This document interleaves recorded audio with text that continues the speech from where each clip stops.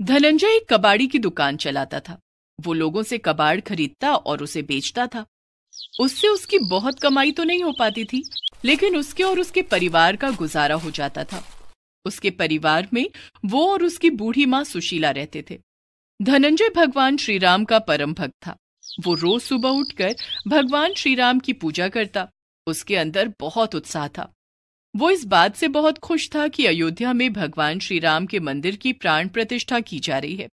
धनंजय उस दिन वहां जाकर भगवान श्री राम के दर्शन करना चाहता था। उसने अपने दोस्तों से इस बारे में बात भी कर ली थी। वो रोज अपनी दुकान खोलकर सबसे पहले भगवान श्री राम की पूजा करता। उस दिन भी वो भगवान श्री राम की पूजा कर रहा था। तभी उसके दोस्त मुकेश और सुरेश वहां आते हैं। अरे धनंजय, तूने सुना? अयोध्या में भगवान श्री राम के मंदिर की प्राण प्रतिष्ठा की जा रही है।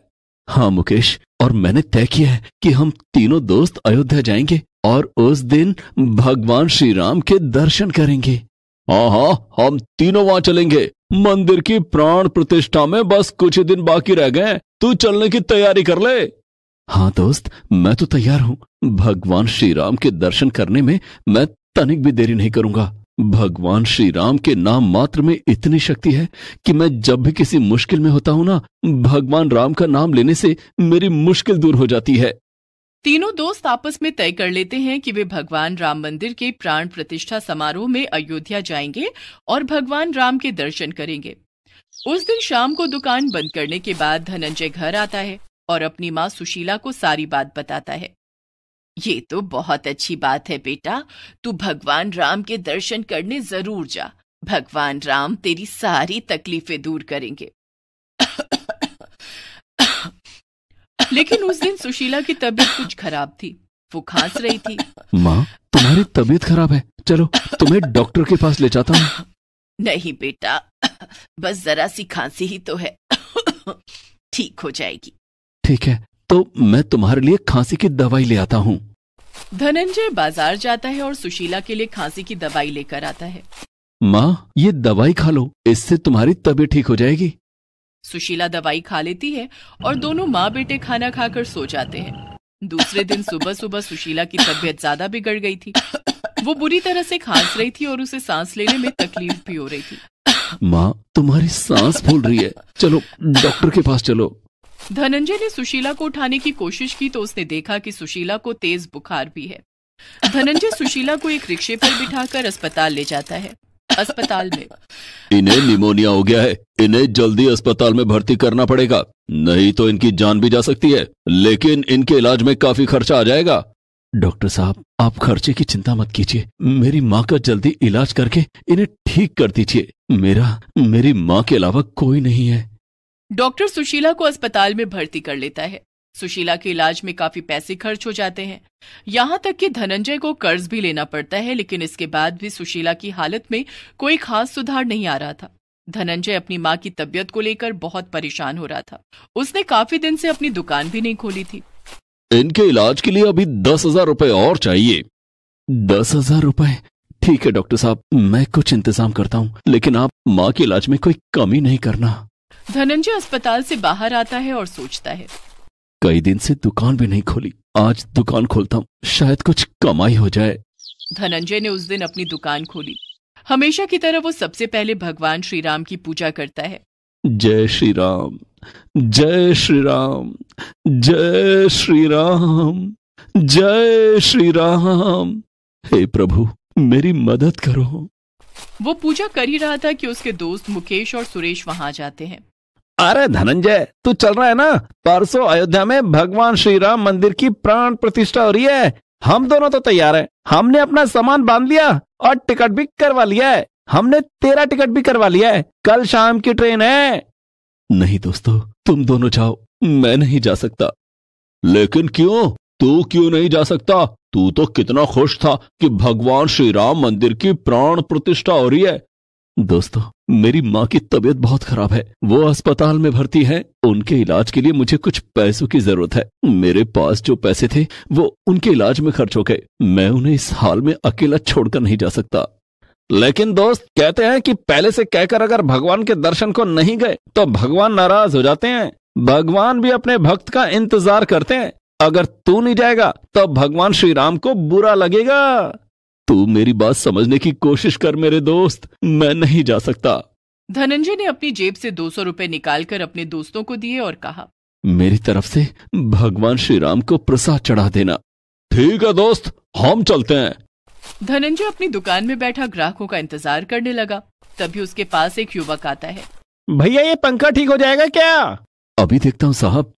धनंजय ये सोचकर खुश हो जाता है कि पंखा ठीक करने पर उसे कुछ पैसे मिल जाएंगे जो उसकी माँ के इलाज में काम आएंगे।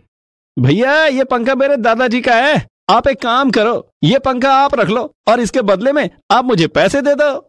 नहीं साहब, आप थोड़ी देर तो रुको, मैं इसे अभी ठीक कर दूंगा। नहीं भैया, आप इसके बदले में मुझे पैसे दे दो। धनंजय ने देखा कि उसके पास आखिरी 200 का नोट बचा था। साहब मेरे पास तो सिर्फ 200 रुपए हैं। कोई बात नहीं, आप मुझे 200 रुपए ही दे दो। धनंजय ने ना चाहते हुए भी वो 200 का नोट ग्राहक को दे दिया। ग्राहक पैसे लेकर चला गया। उसके जाने के बाद धनंजय ने उस पंखे को खोला। उसके तो होश ही उड़ गए।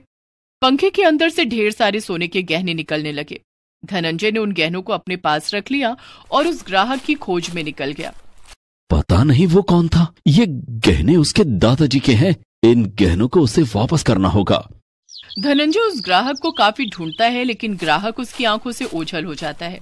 उसे ढूंढता हुआ धनंजय एक मंदिर में पहुंच जाता है जहां भगवान श्री राम की आरती हो रही थी। धनंजय समझ जाता है कि वो ग्राहक कोई और नहीं बल्कि स्वयं भगवान श्री राम थे जो उसकी मदद करने आए थे। प्रभु मेरे श्री राम, मैं समझ गया, वो आप ही थे। आपने मेरी मदद की, आपका बहुत बहुत धन्यवाद प्रभु। धनंजय उसी समय सुनार की दुकान पर जाता है और उन गहनों को बेच देता है, जिसके बदले में उसे ढेर सारे पैसे मिलते हैं। वो उन पैसों को लेकर अस्पताल जाता है। डॉक्टर साहब ये पैसे रख लीजिए, मेरी माँ के इलाज के लिए लाया हूँ। अब आपकी माँ की तबीयत में काफी सुधार आ गया है, आप उन्हें घर ले जा सकते हैं। धनंजय मन ही मन कहता है, ये सब प्रभु श्री राम की लीला है। धनंजय सुशीला को लेकर घर आ जाता है। धनंजय बेटा, तू भगवान श्री राम के प्राण प्रतिष्ठा समारोह में अयोध्या जाने वाला था ना? हाँ माँ, लेकिन अभी तेरी तबीयत ठीक नहीं है, ऐसे में तुझे अकेला छोड़कर नहीं जा सकता। बेटा मेरी तबीयत अब ठीक है, तू कल की टिकट करवा ले और मेरा भी टिकट करवा ले। भगवान श्री राम के दर्शन करने मैं भी चलूंगी। लेकिन माँ तुझे भी आराम की जरूरत है। बेटे मैं बिल्कुल ठीक हूँ और बाकी बची तबीयत भगवान श्री राम के दर्शन करके ठीक हो जाएगी। ठीक है माँ।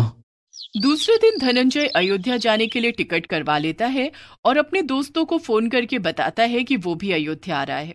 हेलो मुकेश, मैं भी अयोध्या आ रहा हूँ। माँ की तबीयत ठीक हो गई है, माँ भी साथ में आ रही है। ये तो बहुत अच्छी बात है, मिलते हैं फिर अयोध्या में। शाम की ट्रेन से धनंजय अपनी माँ सुशीला के साथ अयोध्या आ जाता है। वहां सुरेश और मुकेश पहले से उन दोनों का इंतजार कर रहे थे। अगले दिन राम मंदिर में प्रभु श्री राम की प्राण प्रतिष्ठा समारोह था। चारों मिलकर समारोह में जाते हैं और प्रभु श्री राम के प्राण प्रतिष्ठा समारोह में भाग लेते हैं। वे सभी प्रभु श्री राम के दर्शन करते हैं। प्रभु श्री राम के दर्शन मात्र से सुशीला की तबीयत पूरी तरह से ठीक हो जाती है। धनंजय ने सुशीला को और अपने दोस्तों को बताया कि कैसे प्रभु श्री राम एक साधारण ग्राहक के वेश में उसकी दुकान पर आए और उसकी मदद की। आज मैं प्रभु श्री राम की वजह से ही यहाँ आ पाया हूँ। उन्होंने माँ का इलाज कराने में मेरी मदद की और मैं यहाँ आ सका। बेटे, जिस तरह से प्रभु श्री राम ने तेरी मदद की है, उसी तरह से सबकी मदद करे। जय श्री राम, जय श्री राम। सभी एक साथ कहते हैं, जय Shri Ram. Please subscribe this channel.